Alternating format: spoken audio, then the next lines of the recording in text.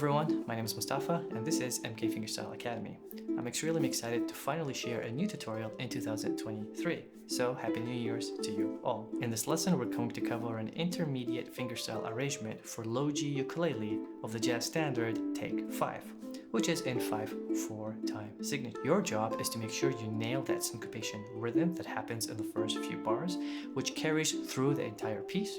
You have to nail that attitude of light accompaniment underneath a louder melody, so people receive that effect of a light jazzy accompaniment underneath a beautiful melodic and a little bit chromatic melodic line. Technically speaking, there's a lot of hammer-ons and pull-offs, so this piece is great to develop that technique. You also have short scale fragments in the B section, so you have to make sure to consider them technically to play them legato, but also apply a little bit of music logic to make sure we know where you're starting and where you're ending. Finally, there is one spot where you have to make a position shift and stretch at the same time. As always, everything I mentioned in this lesson is covered in my Ukulele Fingerstyle Basics course. So if you like this style of learning, check out my course.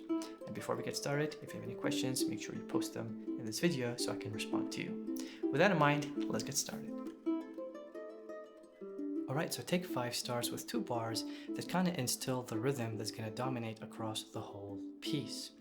The unique thing about this one is that you need to make sure the melody rings across and that it is the loudest, and that the accompaniment is light, and that you nail its rhythm, which is 1 and, skip the 2, and 3, 4, 5. So that's 1 and 2 and 3, 4, 5, 1 and 2 and 3, 4, 5. Once you nail that syncopation, you can play that rhythm across the entire arrangement. And I made the arrangement so that you have that syncopation kind of intact across, so people can have that unifying factor across the entire piece. So with that in mind, when you play that open A, you want to make sure it is the loudest, and you want to make sure your bass and accompaniment are light. And I do that by gently using my right hand fingers, and I'm just tapping through those strings, kind of gently going through them. I'm not blasting them like you would in a free stroke, because I want my melody to be the loudest. And I am playing those open strings, and then I'm using my pinky and ring finger to mute those strings. And I'm making sure I don't block that open A. As you can hear, it's still ringing. So that's something to practice or spend a few minutes to nail. Now, it's your choice to articulate this riff how you want it, but for me, I'm playing the open E and C as staccato. And I'm making sure that that G chord, which is the D and the G, ring, just to give it that nice pop. And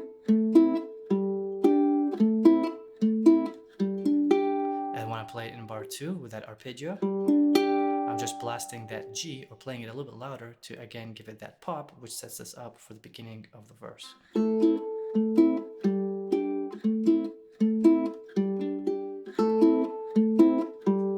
Now in bar 4, now you have to do a position shift, so you kind of have to know where your 5th fret is.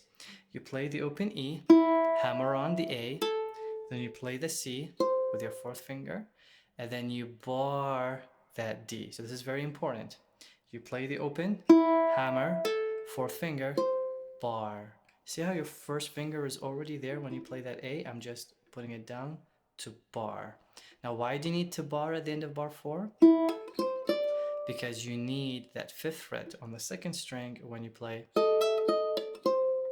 So you could play it with just 1 finger, but that will cut your legato and it's not going to sound good. So that means set up the bar, and then I'm using my index and middle for the right hand, 2nd hammer on with the 3rd finger, and then I'm articulating the 6th fret, pulling off to the 5th fret, 4th finger, and then I'm using the open G to make the position shift.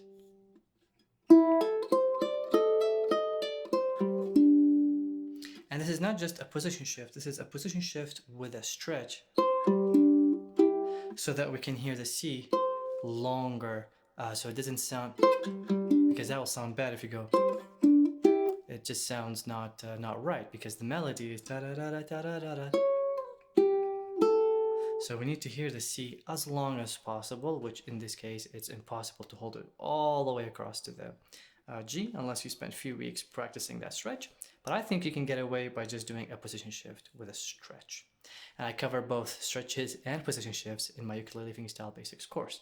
So if you're not sure on how to do that, check out the course. It will teach you everything you need to know about how to do these techniques. So the trickiest thing about this main lick is that you need to nail the position shift from the open position to that 5th fret. You need to get the hammer on to sound loud, setting up the bar, doing the hammer on pull off lick, the stretch to get that G major chord. You do these 4 or 5 things and you'll be able to play that lick wonderfully. It's hard, but it's catchy and makes people smile. So make sure you practice it. Now we are in bar 6. These are echoes of the main riff, interrupted by a little melody. So this is basically kind of a G major chord if you see it, but we start with the E. So it's kind of like an E minor going to a G major, but I would just like to think of it as a G major chord, but has an E in the bass. Here I'm just using my 3rd and 2nd finger, pull off, and index on that last bass note. So in bar 6, thumb and ring, index and middle, and then thumb and middle, index. You do that again, except now it's a little bit different to make it pop even more. Position shift and stretch, hammer on, which is the same as the previous version, except now we're adding that hammer on to make it sound a little bit more, sleazy, I guess. Here is difficult. We're going to play our thumb and middle, and instead of playing like we did before, we're going to play double pull-offs. So that's the 3, pull off to the 2, pull off to the open, but you do it while playing the bass note. Thumb and middle, index. It looks and sounds hard, but it's easier than you think. And then, we've covered that before. And now we start kind of the B section. So that's an F major chord. So you want to strum, like a big strum with your index finger. Make sure you get all 4 strings. And then you can come up with either middle finger or ring finger. I'm using my middle finger in this case. Now ring, middle, and then index. This is a hammer on, so index, middle, index, hammer on. Then you have a G major chord. I'm playing it as a block chord. I'm not strumming because we've just began the B section and we want the first bar to stand out, and all the other chords we want them smaller so that when people hear that first bar again, they know we have just started something new. If you strum every chord, then people kind of lose focus. They don't know which chord to pay attention to. So in bar 13, I strummed that big chord, but in bar 14, in bar 15, and in bar 16, so that people hear that as the beginning of something new. So we are back to bar 14. I'm using my 4th finger for that 4th fret. Then I'm going to alternate my right hand fingers with that hammer on. D minor chord. Again, that's 4th finger. Open. 2nd finger, hammer on with your 3rd. Open strings block chord. Hammer on the 3rd fret. Make sure these connect in legato. I don't want to hear. There should be no silences between these notes because they're all ideas. I covered that in Ukulele Scales Pro course, but I also covered in Ukulele Fingerstyle Basics course. But just how do you play those melodic lines, which are mostly scale fragments, really, without playing them with silences. You really want to make sure they're all legato. So you have the first one in bar 13, and then you have this one, and at the same time So you really want to make sure they are all legato. So anyways, in bar 16, that's the open chords. And then here, I'm gonna change my third finger to my second finger because I'm more comfortable doing the pull off second to the first. And then when I play the third fret again, I'm hammer on with my fourth finger. And the reason I do that is because once my fourth finger is busy, the other fingers are free that I can kind of reach for that F chord just in time. If you play it with your third finger, you don't really have enough space with the stretch here. It's really awkward in your hands to make that stretch between the third finger and the second finger to go for that F chord. Can it be done? Of course. I just think it's better with your fourth finger. We've covered that before.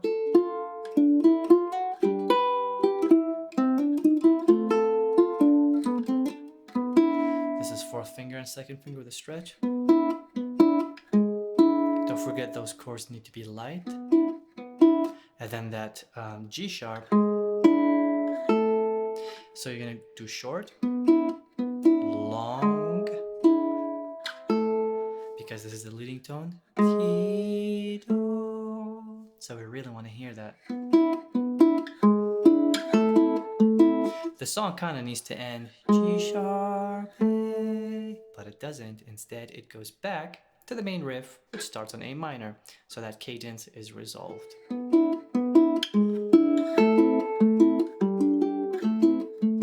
Now we're going to play that main lick, but we're playing it kind of an octave lower. So that's open E, and you're going to play the A, hammer on the C, play the D, all with my index and middle, and then I'm going to play that D sharp, hammer on to the E, back to the D sharp, pull off to the D, and then open. The trick here is to watch your right hand alternation. You play the D, you play again, hammer on, you alternate finger, play again, pull off, and then play. So the notes that you're playing have to be alternated, and you have time because you're doing those hammer-ons and pull-off.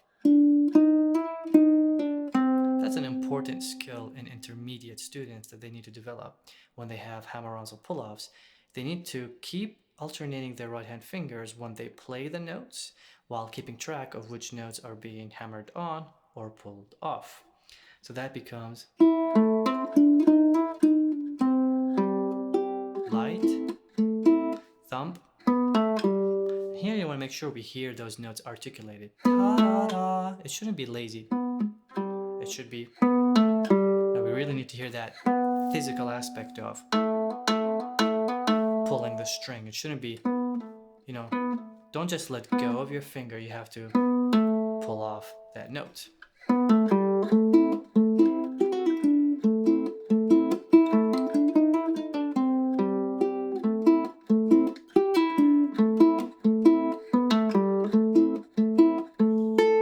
So it's kind of the same format as the main lick, except again, it's an octave lower. So, you know, you have the aspect, you have that. We've seen these before, so I'm not going to cover them because, again, we've seen them in the first section. Then you play the B section, which is exactly the same except for the very last bar. So I'm just going to speed through it. You have that F major chord. Watch the legato.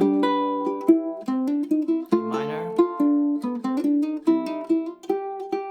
Fourth finger.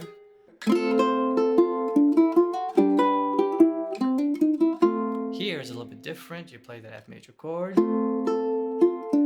Then it's fourth finger, second finger, third finger, and holding that chord is going to be difficult because you need to hold the fourth and the second while you play between your third and first. Hold, hold. Now you have this beautiful chord that resolves to. So you want to make sure that's F major. Hold, hold, ta-da, ta, right? So ta-da, ta-da, hold that F, let go. Again, that's the G sharp that needs to resolve into back to bar 3. Because it says go back to the El Signe and then we play until the Coda. So El Signe, or the sign, if you have the tab, it's in bar 3.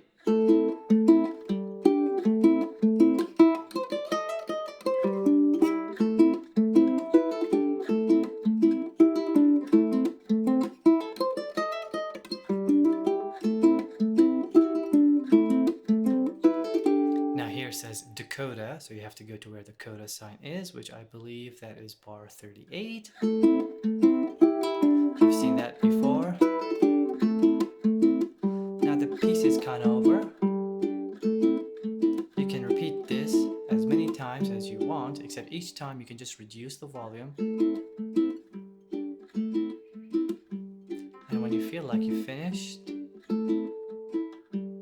hold that G major chord shape, take your first finger up, and just do a nice slow strum through the string so we hear the color, because there's really no melodic information here. It's just a color chord.